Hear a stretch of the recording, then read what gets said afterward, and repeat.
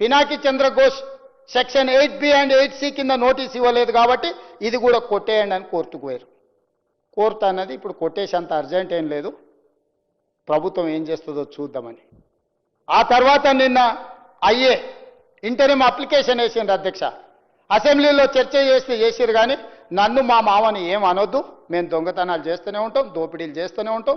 ఒక ఆయన ఎర్రవల్లిలో farm house 1000 ఎకరాల్లో కట్టుకుంటాడు, ఇంకొక ఆయన జన్వాడలో 25 ఎకరాలలో ఇంకొక ఆయన కట్టుకుంటాడు, ఒక ఆయన మోయినాబాద్లో కట్టుకుంటాడు, వాళ్ళ ఆడబిడ్డ శంకరపల్లిలో కట్టుకుంటుంది, సంతోష్రావు గారు ఇంకెక్కడో కట్టుకుంటారు. 100 ఎకరాల ఫామ్ హౌజులు, 1000 కోట్ల రూపాయల ఆస్తులు, టీవీలు, పేపర్లు, పెట్టుబడులు ఎక్కడి నుంచి వచ్చినాయి అధ్యక్ష?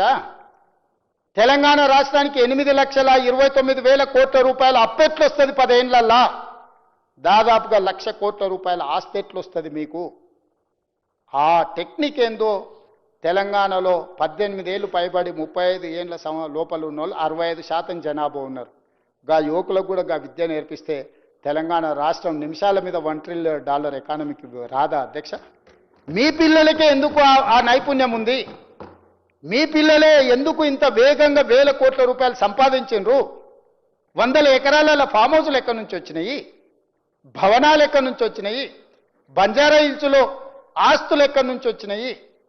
ఈరోజు ఈ కమిషన్ రిపోర్ట్ మీద ఎంక్వైరీ జరిగితే, ఇంతకుముందు పాల్వాయి హరీష్ బాబు గారు అడిగారు, మురళీధరరావు గారు ఆస్తి లేకపోతే సిఈ గారు ఆస్తి, ఈ గారు ఆస్తి 100 కోట్లు ఉంది, సిఈ గారు ఆస్తి 100 కోట్లు ఉంటే సీఎం గారు ఆస్తి ఎంత ఉందని వారు అడిగారు. ఆ ఎంతుంది తేల్చనికనే ఈరోజు విచారణ చేద్దామంటున్నాం అధ్యక్ష.